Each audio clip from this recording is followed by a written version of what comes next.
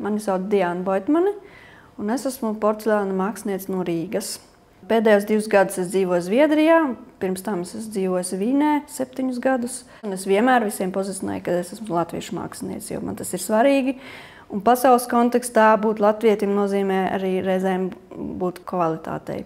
Ar porcelānu es strādāju jau vairāk nekā 20 gadus, un šis ir mans materiāls, to es vairāk izjūtu kā savējo. Bērnībā es laukos raku mālus pie dīķa, tā bija mana pirmā saskarsme ar mālu. Veidoju izstādes, iekasēju 3 kapeikas verandā par izstādi. Es negāju keramikas pulciņos, es gāju zīmēt un gleznot, toreizējā Rīgas Pionieru pilī. Un Rīgas dizaina mākslas vidusskolā, kas kādreiz bija Rīgas Lietišķās mākslas koledža, es beidzu keramikas dizaina specialitāti. Un tur bija brīnišķīgi skolotāji. Un tieši dizaina skolā es iemīlēju porcelānu kā materiālu. Bet paralēli dizaina studijām man bija arī interese par teātri. Un tāpēc Mākslas akadēmijā es esmu cilvēks, kas vienmēr grib izmēģināt kaut ko jaunu. Es iestājos scenogrāfijas katedrā. Man paveicās ar izciliem pasniedzējiem, profesoru Andru Ferebergu un Viktoru Jansonu. Un scenogrāfijas un režijas studijas ievērojami paplašināja manu redzeslauku, kā es vispār uztveru telpu. Taču vienmēr ir tā vilkme atpakaļ pie keramikas, pie porcelāna, un tomēr es atgriezos pie priekšmetiskās pasaules no tēlainās un beidzu keramikas katedru. Taču maģistrantūrā man atkal gribējās pamēģināt kaut ko jaunu, un es iestājos grafikas katedrā. Man ir dzīvē paveicies ar ļoti brīnišķīgiem pasniedzējiem, Juris Petraškevičs, un viņi bija ļoti pretīmnākoši un mācīja man jaunas tehnikas. Un tad es absolvēju maģistra grādu Latvijas Mākslas akadēmijā, grafikas katedrā. Paralēli es arī biju Brēmenes Mākslas universitātē, vienu semestri apgūvu keramiku. Un tā tas ceļš, Un sākotnēji es taisīju tādas vairāk dizaina priekšmetus, bet visu laiku tomēr es meklēju to ceļu. Un tad es 7 gadus dzīvoju Vīnē, Austrijā. Man bija iespēja Vīnes Augurtēna porcelāna manufaktūrā pamācīties tās, kā lielie meistari taisa figūras. Milzīgas zirga figūras, kur var redzēt pat dzīslojumu zirga vēnes un arī ar zeltu pastrādāju. Kopumā Vīnē nebija īpaši radošs laiks, bet es ļoti slīpēju tehniskās prasmes. Es pieņēmu izaicinājumu izgatavot Brīvības pieminekļa figūru un Rīgas Rolanda figūru. Un būtībā dzīvokļa vienā istabā es to visu radīju un taisīju un funktierēju, kā to vispār var dabūt gatavu. Bet, ja ir māksliniekam tikai tehniskās prasmes, tad viņš nav mākslinieks, bet amatnieks. Un vienmēr gribējās kaut kādus ceļus meklēt vairāk, līdz es nonācu pie secinājuma, ka es vairs vispār nevēlos nodarboties ar keramiku vispār. Bet laimīgā kārtā šeit pat porcelāna muzejā es sastapu mūsu porcelāna lielmeisteri Ilonu Romoli. Un viņi tomēr iedvesmoja turpināt. Un es sapratu, ka es negribu taisīt tīro dizainu, es negribu taisīt tikai funkcionālas lietas, bet es mēģinu pievērsties vairāk mākslai. Visgrūtāk jau māksliniekam ir domāt un atrast savu ceļu.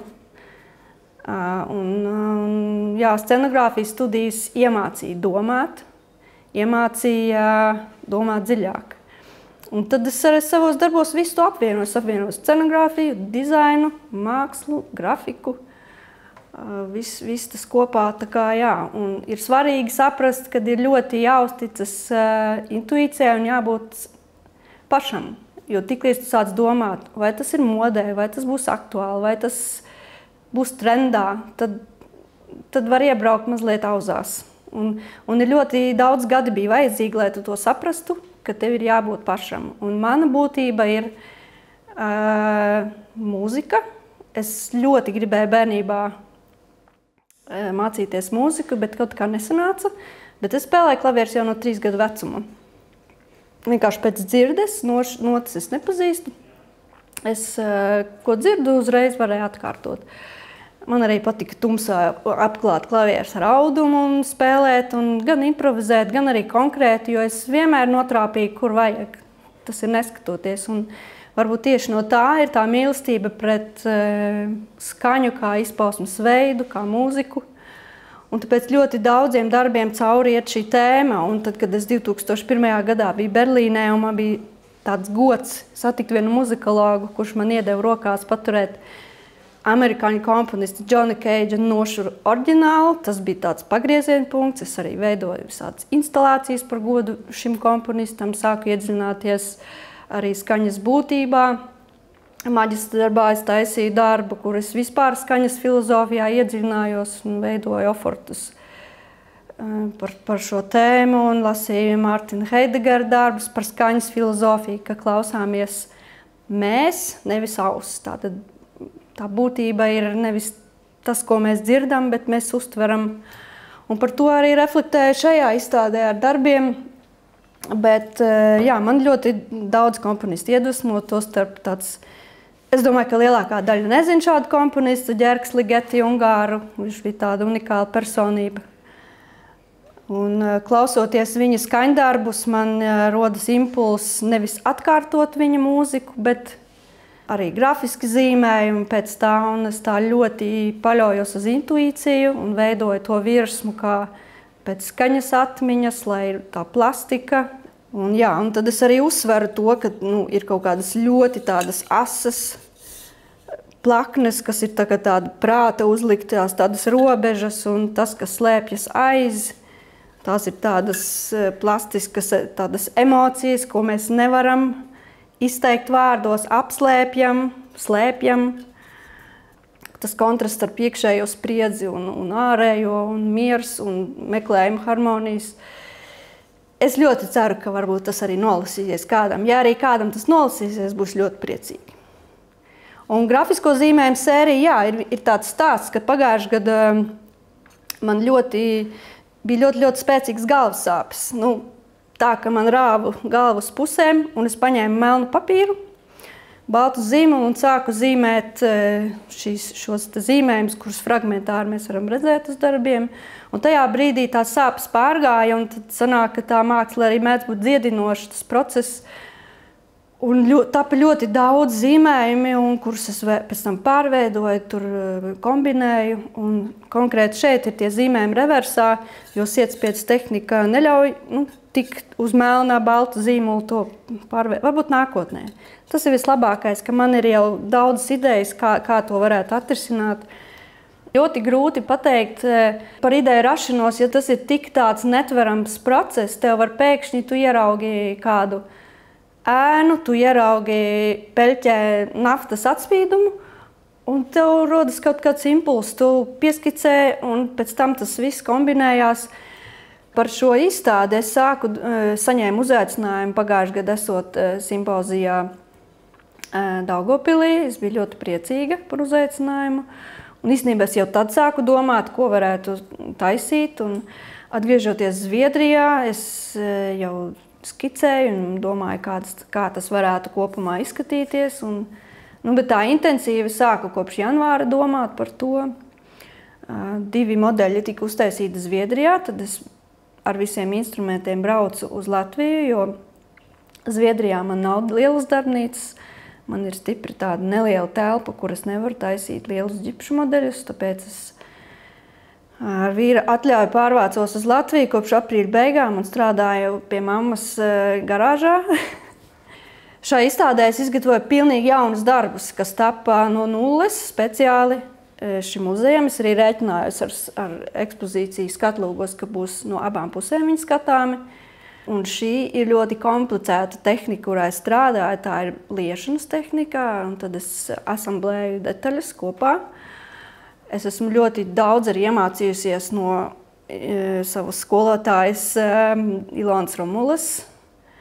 Tad es visu to iepriekš gūto pieredzi, visu laiku gribas kaut ko jaunu. Jā, man gribas izmēģināt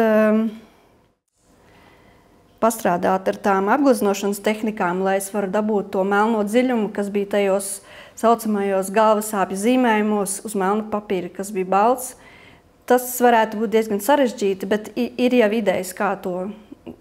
Es ļoti gribētu to dabūt arī gatavu un paeksperimentēt arī ar melno porcelānu, varbūt tur var skrāpēt ārā. Nu, tas būs tāds intriga nākamajai izstādē. Zinājspēks ir, nu, pirmkārt jau tā mīlestība pret šo materiālu, bet arī, protams, ja nozares profesionāļi pasaka labus vārdus vai arī kādā starptautiskā konkursā tu esi pamanīts, tas uzreiz, protams, liekas, ka jā, tas ir pareizais ceļš, ka tu esi paties un ir jādara. Un, protams, tas darbs ar ģipsi ir diezgan nepatīkams, varbūt, nevis nepatīkams, man patīk personīgi, bet ļoti daudz, es atceros dizaina skolā ar šausmām tikai ne ģipša darbus, tikai ne visas tos, jo tas ir tāds inženieri, kas darbs tev ir jādomā, kā to modeli veidot, kā viņš nāks, cik daļās būs forma, kā viņš liesies ārā, kā viņš, tur ir visu laiku jādomā, tie, kas veido no rokas, viņi vairāk uz intuīciju un uzreiz tas darbs ir gatavs, bet šajā tehnikā, jā, tur varbūt raksturs ir vajadzīgs savādāks, bet man tieši patīk tas, ka man dzimtā ir bijuši inženieri arī. Un vispār ir daudz amatnieki, kalēji, šuvēji, mūziķi, un arī vecstāvs bija inženieris. Jā, tu it kā patērē to laiku sākumā ļoti daudz patērē izdomājot, uzveidot modeļus formas, bet tas, ka tu izlej, tas prieks, tas ir dzinējs. Tas ir tiešām dzinējs. Es mēģinu to skaņu attēlot formā.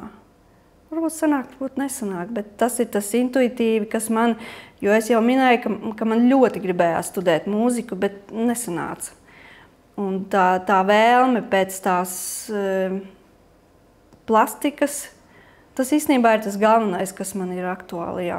Man nav tā politiskas tēmas, es nerisinu. Varbūt man ir ļoti svarīgi, ka mēs dzīvojam mūsdienās tādā stihiskā trokšņa gūzmā. Jebkur, kur jūs aiziet, ir troksnis un cilvēki ir tā pieraduši pie tā. Un tiklīdz viņi ir klusumā, viņiem sāk palikt nērti un tas uzdod jautājumus. Un tad es domāju, kāpēc cilvēki baidās no klusuma, baidās no sevīm. Un tad es reflektēju par šīm. Arī kā mēs vispār dzirdam viens otru, ko mēs apslēpjam, ko mēs negribam teikt. Tā kā jā, tas viss, tas muzikālais un dzirdes filozofiskais skaņas klusuma jautājums, tas ir tas galvenais, ar ko es strādāju. Jaunie mākslinieki, jā. Tur ir jāmācās ilgi, tāpat kā nevar iemācīties 5 dienās klavieru spēlēt, tas ir ilgstošs darbs. Bet ja ir vēlme, tad ir tā mīlestība pret to materiālu, tad arī radīsies tie ceļi, kā to visu apgūt. Ir jāmeklē skolotāji, ir jāmeklē, kas to var pavirzīt, kas var ieteikt, kas var mācīt. Ir jābūt ļoti, Un pats galvenais ir būt pašiem. Nemeklēt, kas ir modē, kas ir vajadzīgs. Jā, reizēm tas varbūt finansiāli nav īpaši izdevīgi. Bet taču, ja tu gribi būt patiesi mākslā, tev ir jābūt uzticīgam sev. Un es to arī tomēr novēlu, jo tad arī ir tā pārliecība un tad arī ir panākumi.